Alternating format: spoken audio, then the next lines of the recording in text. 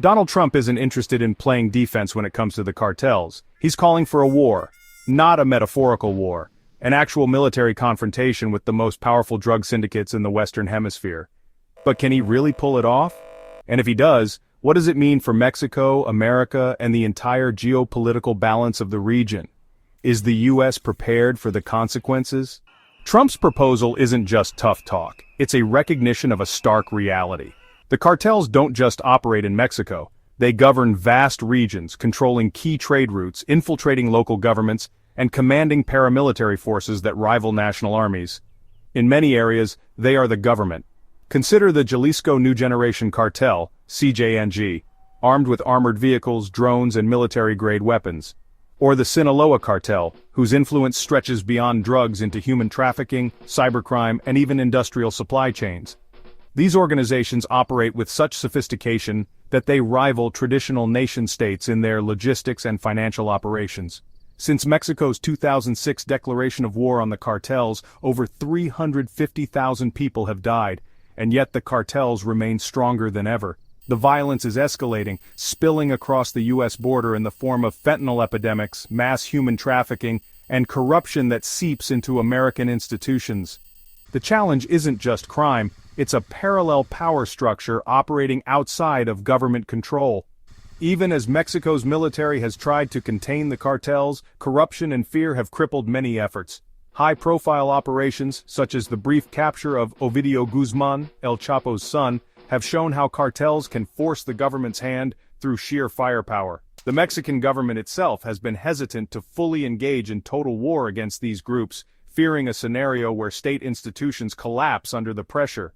But if the Mexican government struggles to defeat them, can the U.S. succeed? Trump has been vocal about one key step, designating cartels as terrorist organizations. This is more than just semantics. A terrorist designation would open the door to direct U.S. military involvement, freezing cartel assets, authorizing drone strikes, and even allowing special forces operations inside Mexico. Imagine a scenario where the Pentagon runs counter-cartel operations as it once did against Al-Qaeda and ISIS. In the early 2000s, the U.S. backed the Colombian government with military aid, intelligence support, and elite training, ultimately weakening the FARC and cartels. Could Mexico be next? But here's the catch. Mexico's government has historically opposed direct U.S. military intervention. If Trump goes ahead, he won't just be fighting the cartels. He'll be facing a major diplomatic crisis with America's biggest trading partner. Furthermore, a military campaign against the cartels wouldn't be a clean operation. Cartels blend into civilian populations, and attacking them directly could result in massive collateral damage. What happens if American airstrikes accidentally hit Mexican civilians?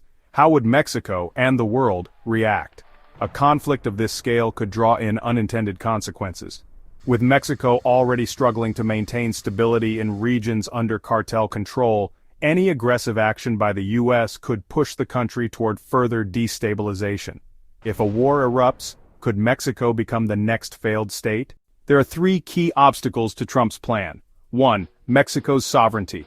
Would Mexico tolerate American forces inside its borders, or would this spark an anti-American backlash, even among Mexicans who oppose the cartels?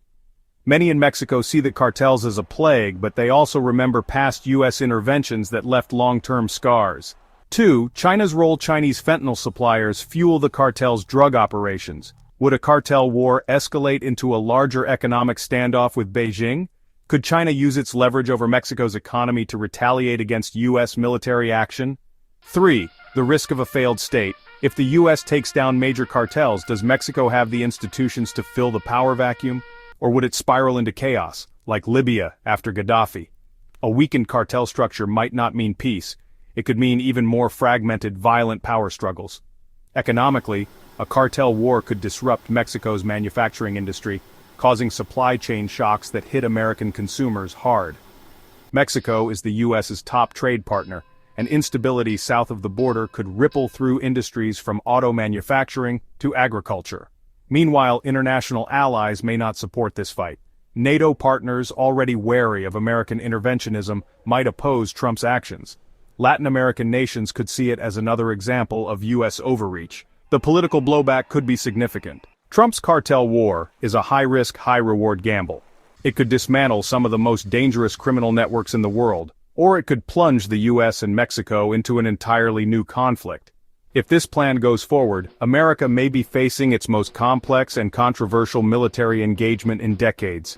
Would this be a necessary step to eradicate one of the greatest security threats facing North America?